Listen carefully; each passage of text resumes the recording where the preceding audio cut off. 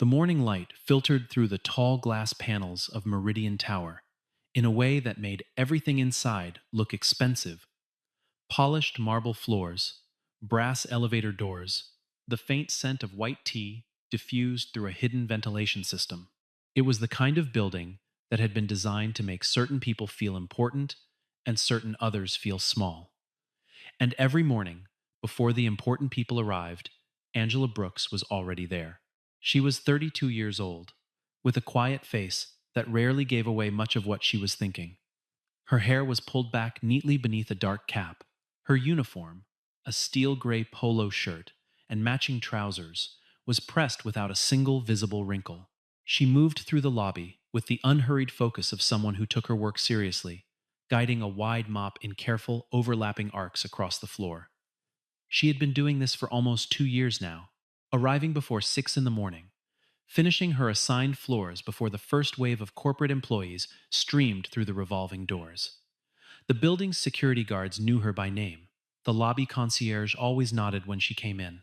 But most of the people who walked past her every day, the ones clutching coffee cups, dragging rolling luggage, talking loudly into wireless earpieces, did not appear to notice her at all.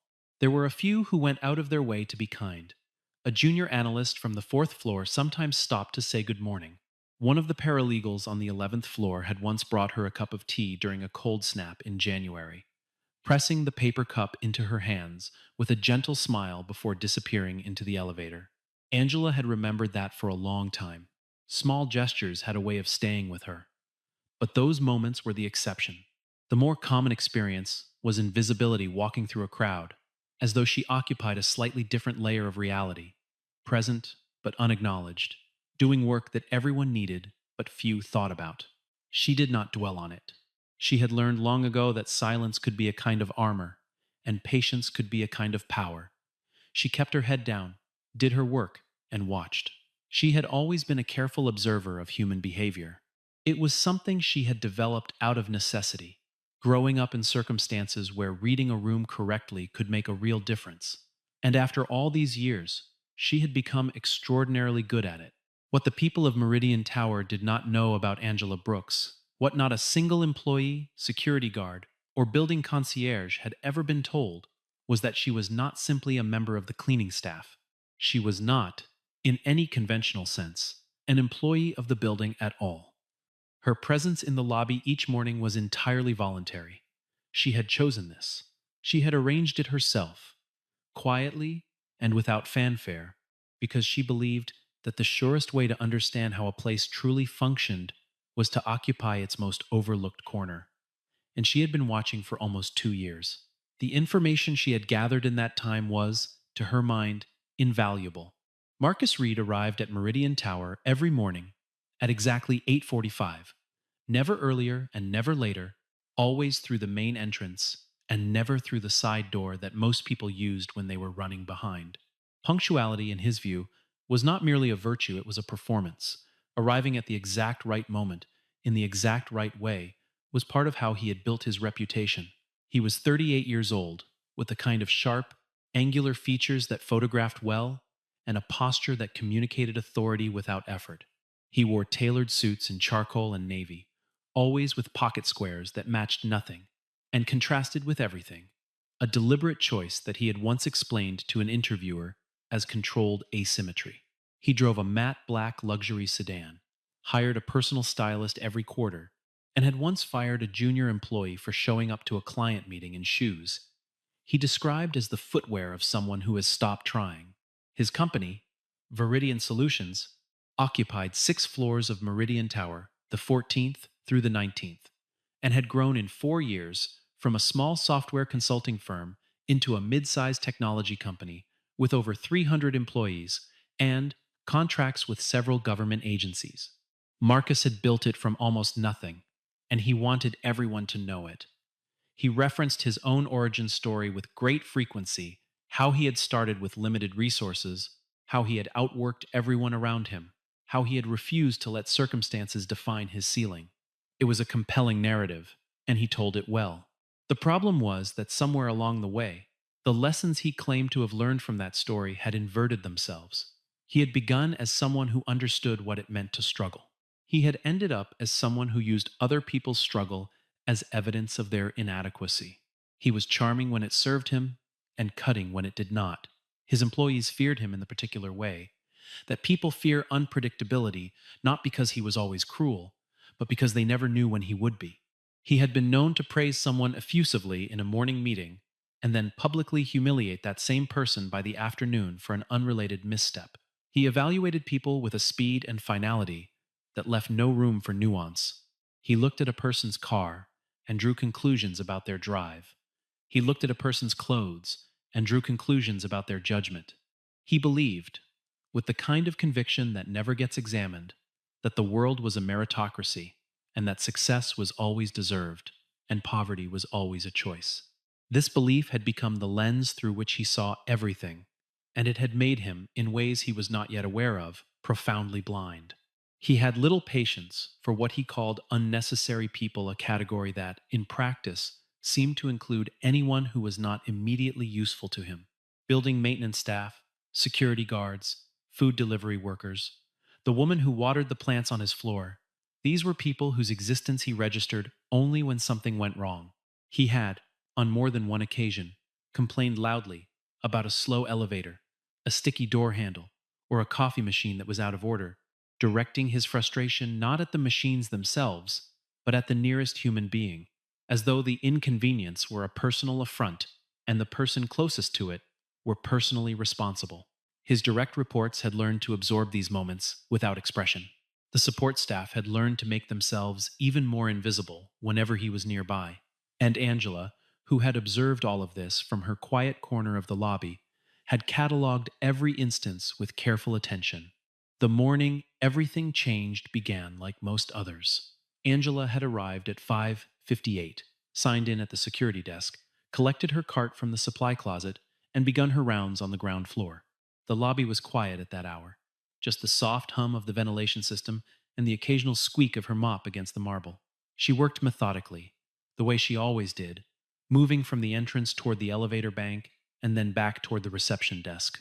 She had just refreshed the bucket and was working on a particularly stubborn scuff mark near the far wall when she heard the revolving door push open earlier than usual.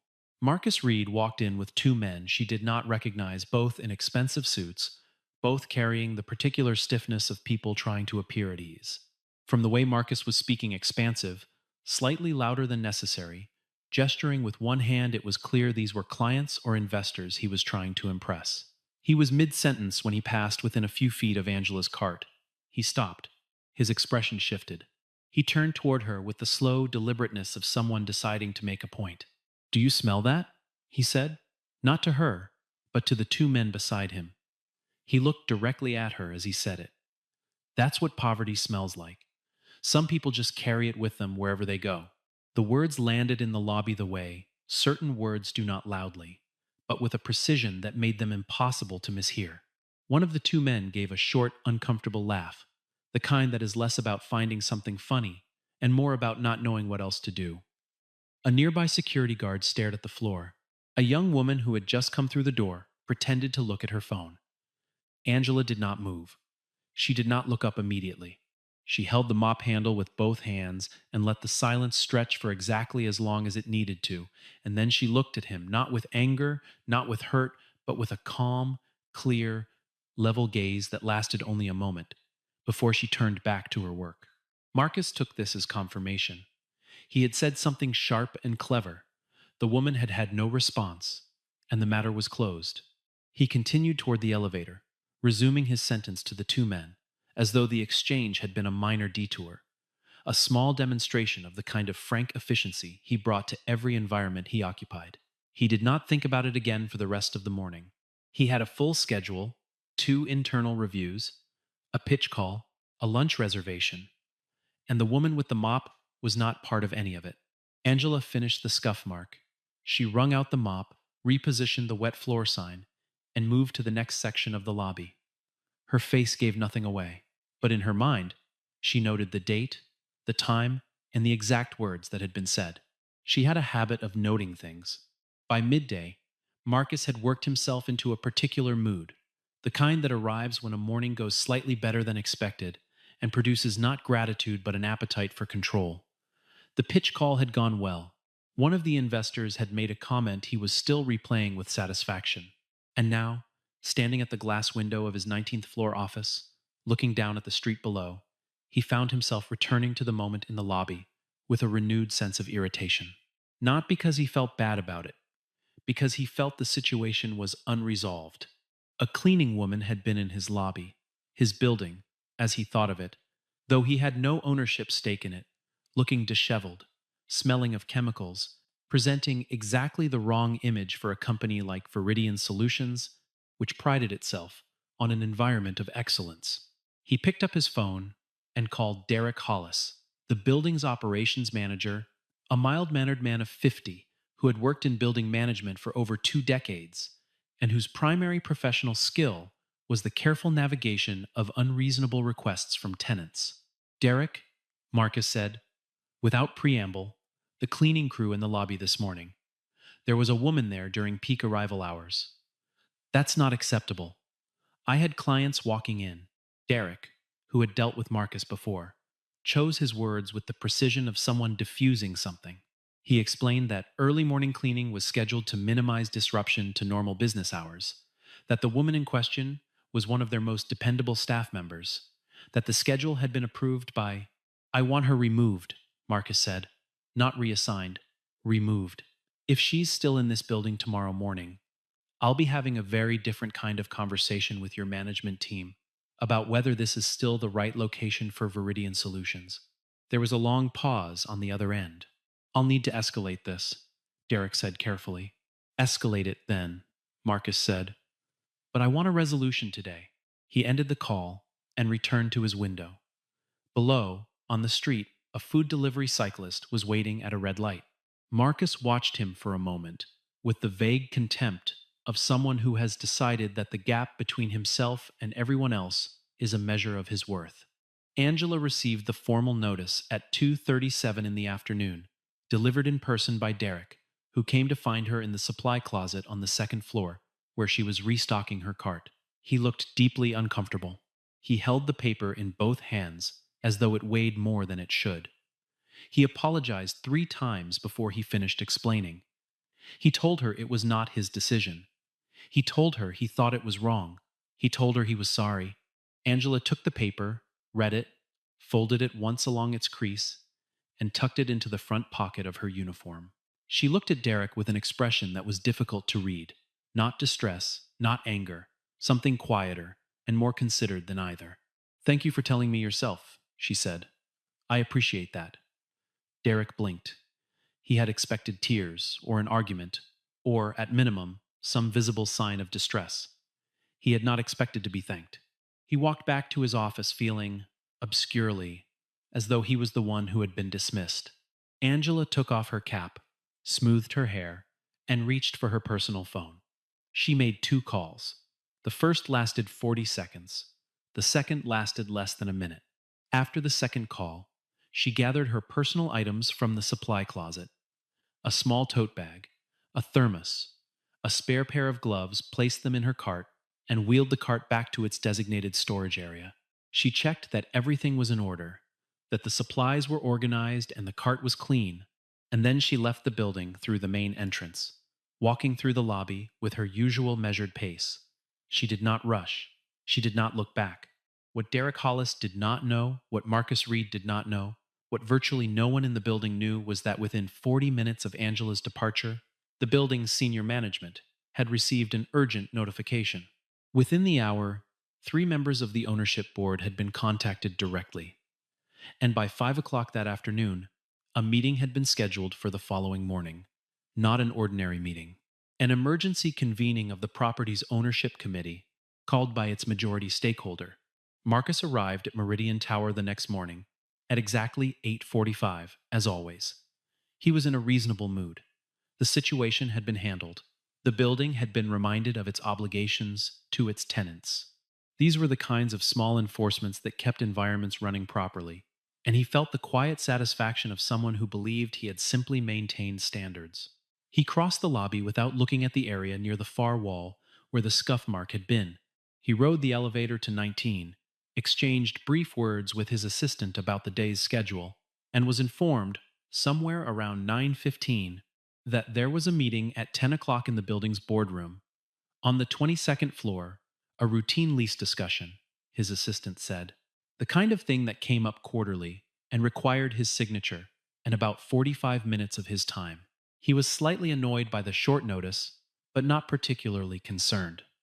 He had been through these conversations before. He knew how to handle building management. He arrived on the 22nd floor at 2 minutes to 10, was shown into the boardroom by a woman he did not recognize, and stopped just inside the door.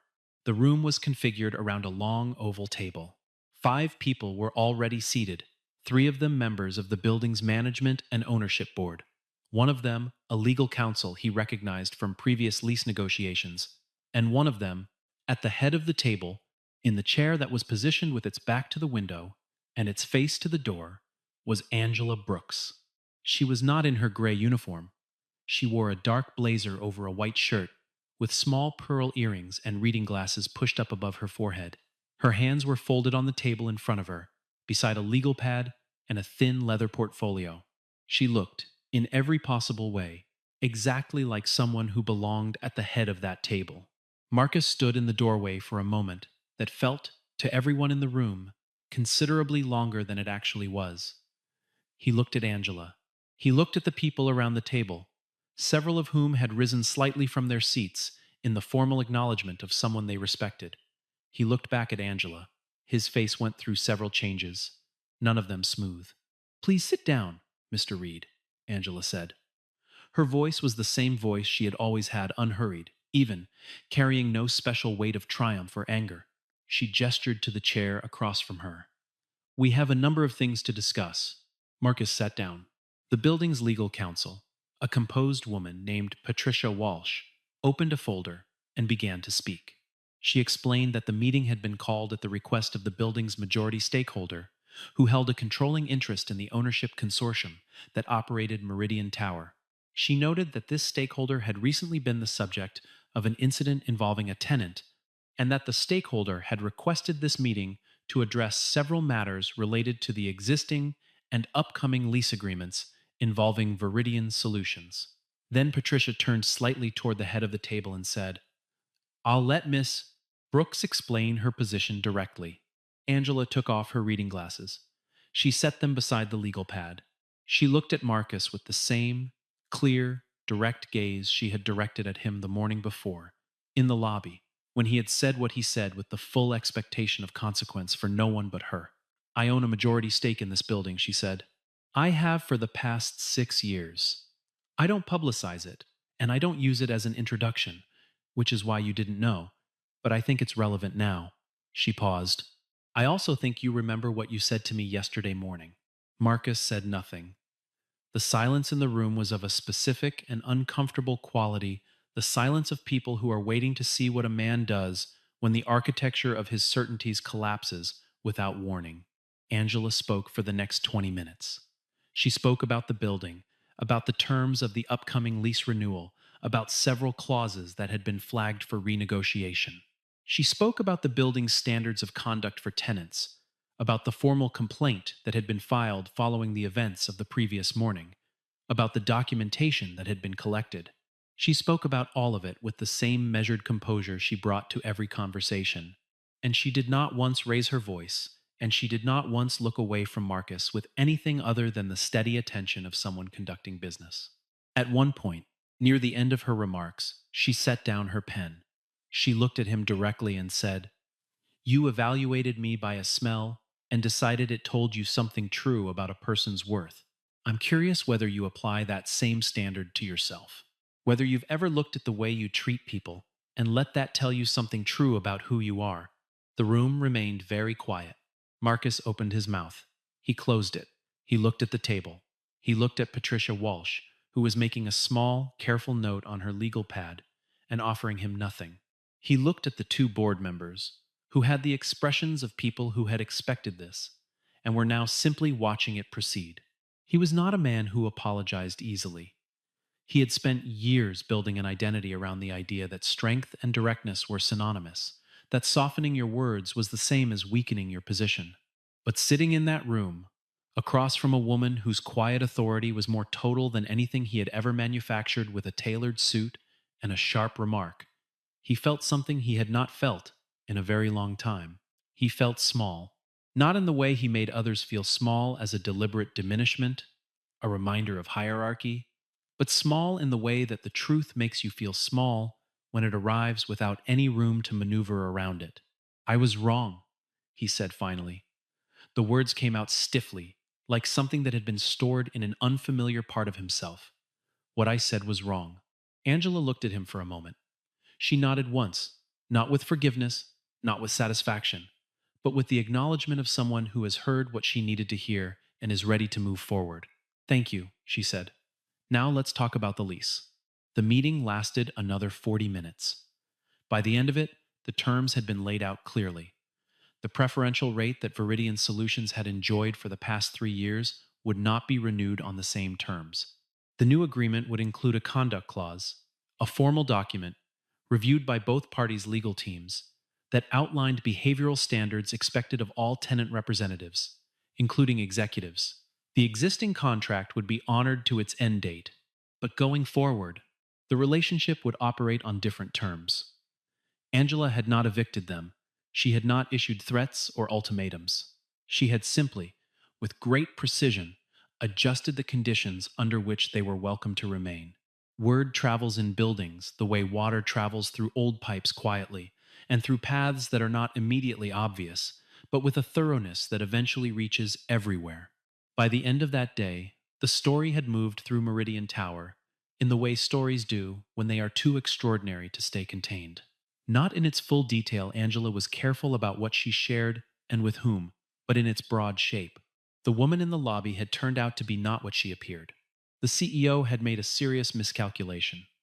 The meeting on the 22nd floor had not gone the way anyone expected, except perhaps the person who had called it. Within Viridian Solutions, the effect was more specific and more immediate. Several employees who had witnessed the lobby incident the morning before began to speak about it openly.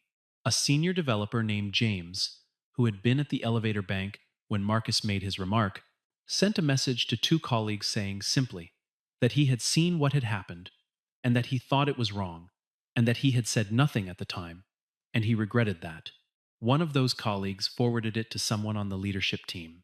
By the following afternoon, 3 formal complaints had been filed with the company's human resources director, not about the incident with Angela, but about other incidents, some of them months old, that had been waiting for a moment that felt safe enough to surface. The incident in the lobby had not been the first time Marcus had spoken that way.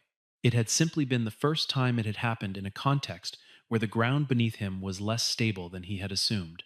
The human resources director, a woman named Sandra Cho, who had privately documented her own concerns about Marcus for over a year, took the complaints seriously. She escalated them to the board of directors of Viridian Solutions, a 5-person board that had, for years, overlooked Marcus's behavioral patterns because his financial results had made the oversight feel unnecessary. But the financial results had been softening for 2 quarters.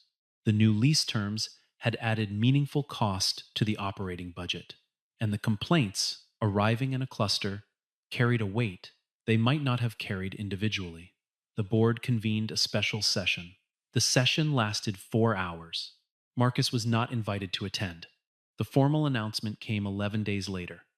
Marcus Reed would be transitioning out of his role as Chief Executive Officer of Viridian Solutions, effective at the end of the quarter.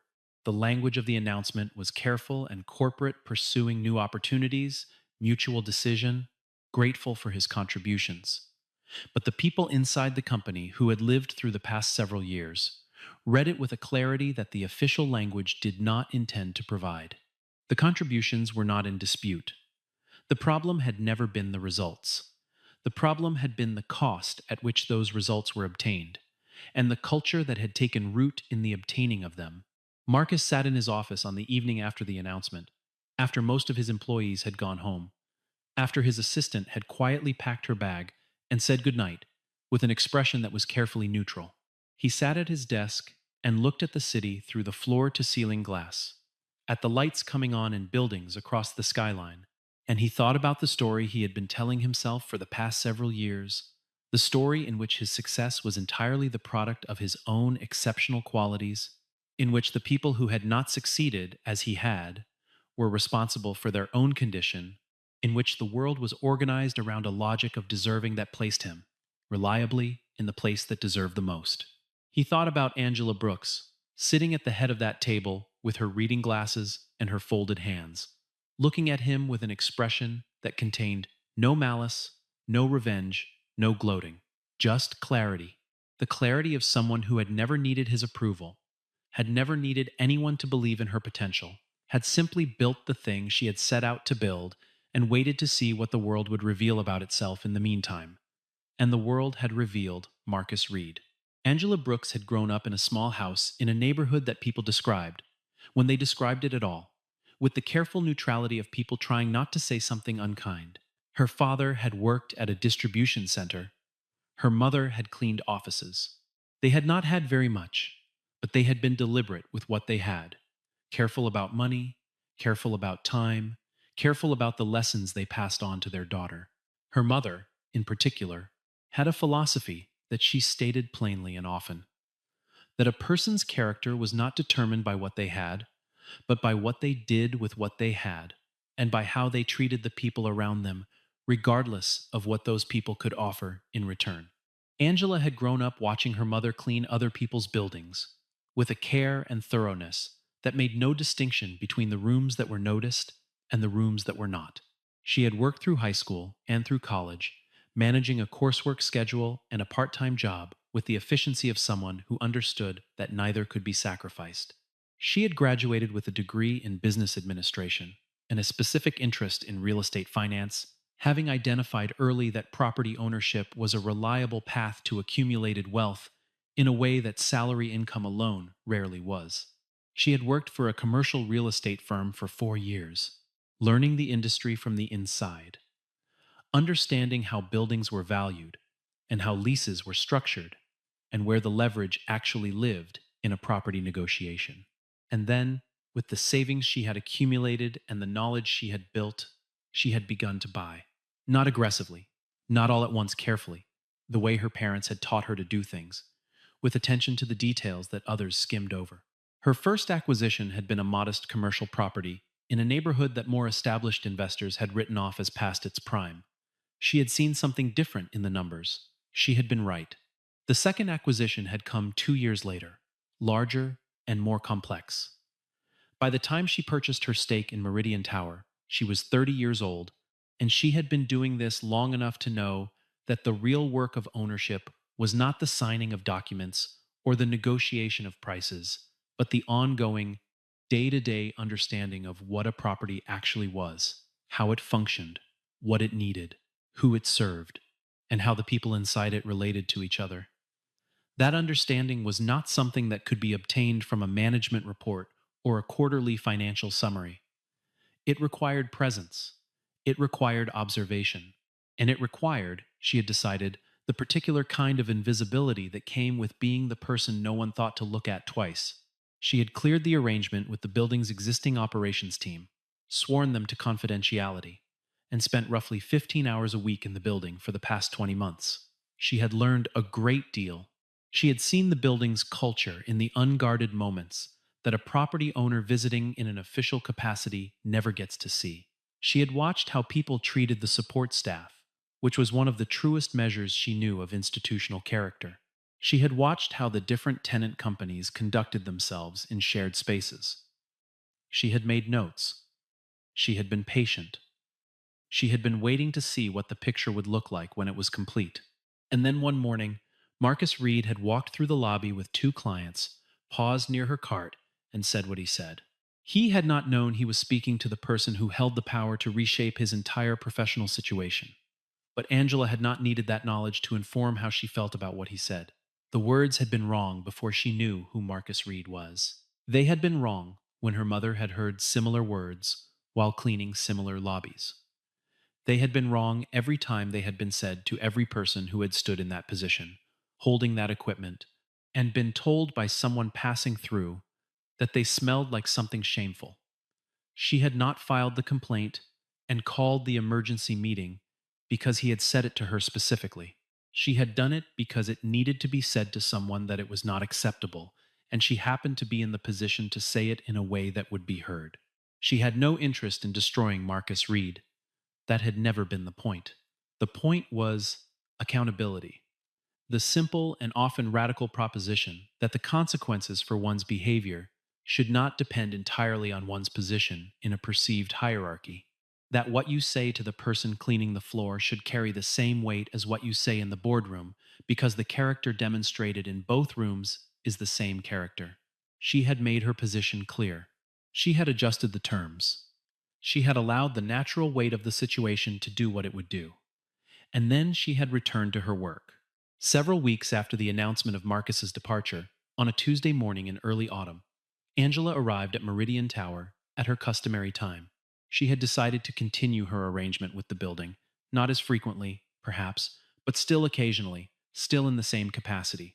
She had thought carefully about whether the incident had changed the meaning of being there, and she had concluded that it had not. The reason she had chosen this work had not been about secrecy or concealment. It had been about understanding. And the circumstances of understanding had not changed simply because more people now knew who she was. The lobby was quiet when she arrived. She signed in, collected her cart, and began her rounds. The marble floor had a section near the main entrance that caught dirt particularly easily on rainy mornings, and the previous day had been wet, so she started there. She was working steadily, the mop moving in its familiar arc, when a young man she had not seen before came hurrying through the revolving door, carrying a stack of bound reports and a coffee that was clearly his second of the morning. He was moving too quickly for the wet floor, and he caught the edge of her cart with his shoulder, sending a full cup of water into a spreading puddle across 6 square feet of marble. He froze. His face went through the rapid succession of emotions that faces go through in the moment between doing something and knowing whether there will be consequences for it. He was perhaps 24, new to the building, or new to this particular route, and his expression as he looked at the water and then at Angela was the expression of someone preparing for something bad to happen. "I'm so sorry," he said. "I wasn't, I'm really sorry. I wasn't watching where I was." "It's fine," Angela said. She had already reached for the dry mop. "It happens." She began to move the water toward the drain along the far wall, working efficiently, and the young man stood for a moment in a confusion of relief and residual guilt. And then he set his reports down on the nearby reception ledge and reached for the second dry mop that was hanging from the side of the cart. "Let me help," he said. Angela looked at him. He was already moving the mop across the floor with the awkward but earnest effort of someone who had never actually mopped a floor but was making a genuine attempt. She watched him for a moment. Then she showed him the correct grip handle, lower, wider stance. Let the mop do the work. He adjusted. They worked the water toward the drain together, and after a few minutes the floor was clean and dry, and the wet floor signs were repositioned, and the young man collected his reports from the ledge and looked at Angela with an expression that had nothing in it but straightforward gratitude. "Thank you," he said. "You're welcome," she said. "Watch the entrance on rainy days. It catches everything." He nodded and went toward the elevator, and Angela watched him go, and then she turned back to the lobby and continued her work. The morning light was coming through the tall glass panels in the particular way it did in autumn, lower and more golden than in summer, spreading across the marble in long, warm rectangles.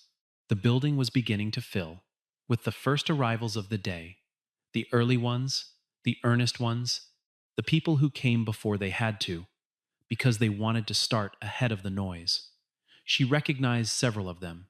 She nodded to a few. She continued moving, steady and unhurried, through the familiar space. There is a version of this story in which the point is the reversal in which Angela's power is revealed as the punchline and Marcus's humiliation is the destination. That version is satisfying in the way that certain stories are satisfying, with the clean architecture of a wrong made right and a score settled and a lesson delivered. But it misses what is most interesting about what actually happened. Marcus Reed lost his position not because Angela punished him. He lost it because the things he had done had been real all along, and the conditions that had allowed them to continue had finally shifted. The people who had watched him for years and said nothing had found their voices. The board that had weighed his results against his conduct and found the results sufficient had reweighed and found them no longer so. The building that he had treated as an extension of his own authority had turned out to be someone else's, someone who had a different idea about what authority meant and how it should be used. And Angela had continued. She had continued because that was her nature, and because the work, all of it, the work of building the portfolio, the work of understanding the properties from the inside, the work of showing up before six and mopping the floor and watching how people moved through the spaces she owned was not something she did despite having power. It was something she did because of how she understood power, not as a thing to be displayed, but as a thing to be used carefully, and sometimes not displayed at all. The truest measure of a person, she believed, was not what they did when everyone was watching and the stakes were high and the recognition was assured. It was what they did in the ordinary moments, in the unremarkable Tuesday mornings, in the encounters that no one would remember or record or reward. It was whether you helped a young man mop up water he had spilled in a lobby, not because it reflected well on you, but because it was what needed doing and you were there to do it. It was whether you maintained, through the long accumulation of small moments, the same character you would want to be remembered by in the large ones. Marcus had failed this, not once, but many times, in many rooms, over many years. The morning in the lobby with the two clients had not been an aberration. It had been a revelation, a moment in which something that had always been true about him had become visible to the right person at the right time. That was all. The fall had not been caused by one bad sentence. The fall had been waiting, with the patient inevitability of things that are simply the logical conclusion of their own nature. Angela walked the mop through the last section of the lobby floor. The marble caught the autumn light and gave it back in long, pale reflections. At the elevator bank, a small cluster of people waited with the practiced patience of people who do this every morning. None of them looked at her. This was fine.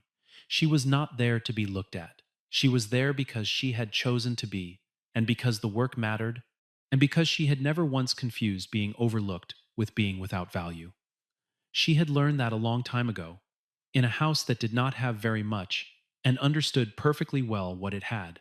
Character, she had come to believe, was not revealed by how you treated people above you, those who had something you wanted, those who held power over your advancement, those whose approval you were seeking. Anyone could manage that. Character was revealed in the unguarded moments, in how you spoke to the person who could do nothing for you, in what you said when you thought no one important was listening, in whether the version of yourself that appeared in the lobby at 8:45 in the morning was the same version that appeared in the boardroom on the 22nd floor. Some people were the same in both places. Some people were very different. And the difference, over time, became the story. The lobby was clean. The floor caught the light. Angela Brooks placed the mop back on its hook, steadied the cart, and moved toward the next floor. The days that followed Marcus Reed's departure from Viridian Solutions were the kind of days that people who have never fallen from a significant height tend to underestimate. It was not simply the loss of a title or a corner office or the matte black sedan that had been a company vehicle.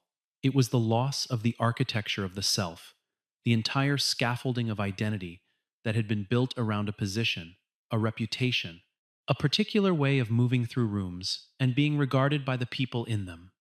Without that scaffolding, the ordinary world had an unfamiliar texture. The coffee shop near his apartment, where the staff had always recognized him from the press coverage of Viridian's growth and occasionally comped his order, now treated him like anyone else. The invitations to industry panels and speaking engagements, which had arrived with reliable frequency, slowed and then stopped. The network that had formed around his success, not friends exactly, but the surrounding constellation of people whose interest in him had been proportional to his utility, contracted sharply. He had been at the center of something. Now he was in the periphery of it. He spent the first month doing the things that people in his position typically do, talking to lawyers, reviewing documents, having conversations with his board that were professionally cordial and emotionally hollow. He hired a communications consultant to help him manage the transition narrative. He had conversations with headhunters about what might come next. He did all the practical things. But at night, in the particular quiet of an apartment that had been designed to impress visitors, and had never quite managed to feel like a place where a person actually lived, he returned to the room on the 22nd floor. He returned to Angela's face across the table, and the question she had asked him, and the silence that had followed it. He was not a man given to extended self examination. He had always found the impulse toward introspection to be a form of self indulgence, a luxury of people who had not yet found something more urgent to do with their attention. But that question had installed itself somewhere he could not locate and could not dislodge. Whether you've ever looked at the way you treat people and let that tell you something true about who you are, he kept turning it over. The answer, when he was honest with himself, was that he had not. He had looked at results. He had looked at outcomes. He had looked at numbers and contracts and market share. He had not looked at that. He thought about the employees whose names he had known, but whose lives he had never bothered to understand. He thought about the woman at the plant watering service, who had smiled at him for 4 years, and whose name he had never once asked. He thought about the junior analyst, David, he thought, or possibly Daniel, whom he had publicly berated in a team meeting over a forecasting error that had, in hindsight, been caused by a data input error 2 levels above David or Daniel's involvement. He thought about the people who had filed the complaints that had ultimately reached the board, and he understood that they had not invented their grievances to take advantage of a moment of vulnerability.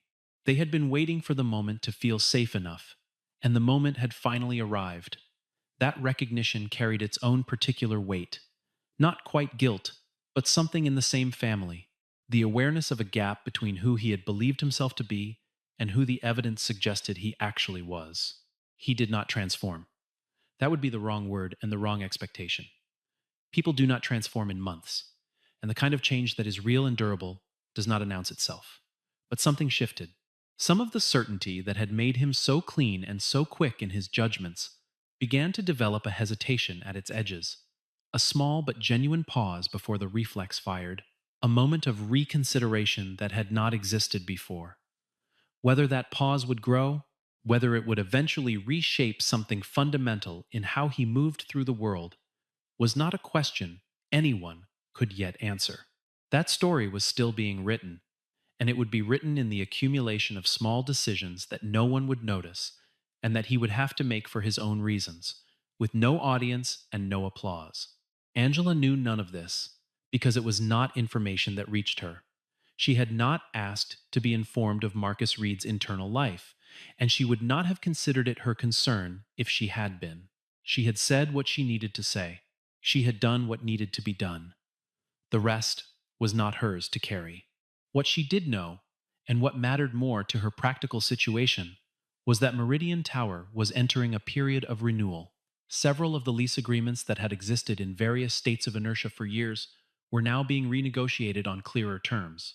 The building's operations team, energized by the clarity of the new direction, was bringing a level of attention to maintenance and standards that had been inconsistent under the previous management culture.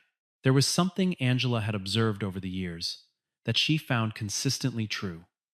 When the leadership of a place treated its workers well, the workers treated the place well, and the place itself, over time, became noticeably better, not just in the metrics that showed up in quarterly reports, but in the quality of the air, the frequency of small problems being caught before they became large ones, the invisible thousand ways in which a building either worked or did not work, that had everything to do with whether the people maintaining it believed their work was seen.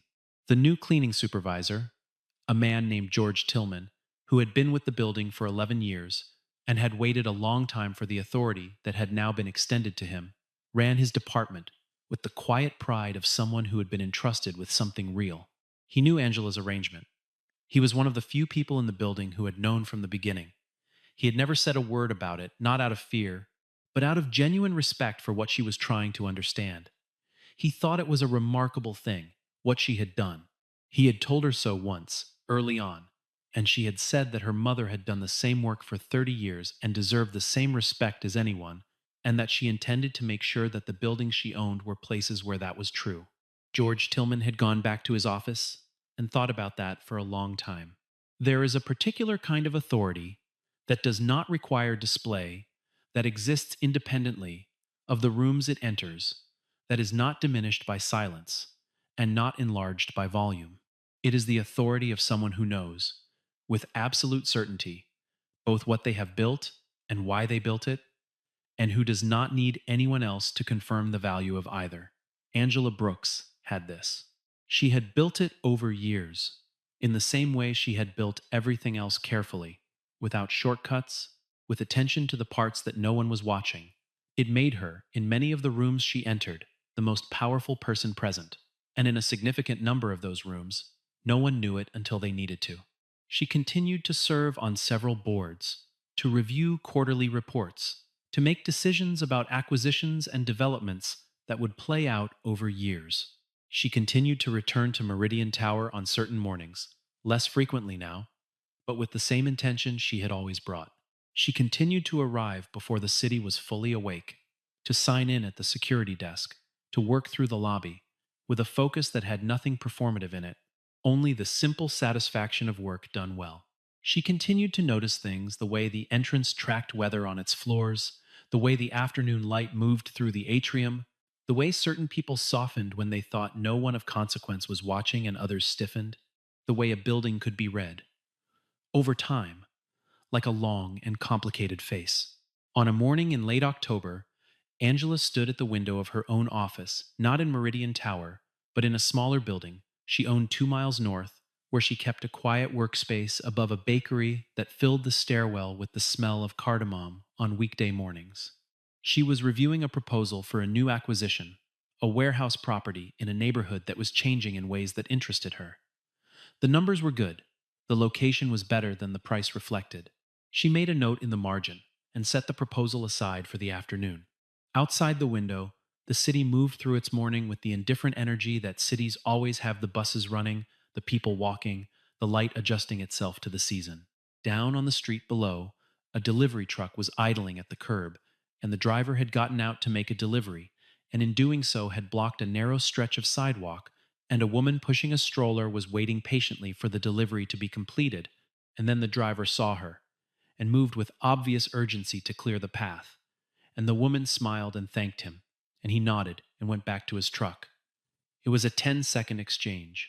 No one would remember it. It would not make its way into any account of anyone's day. But it had been the right thing, done at the right moment, without audience and without calculation.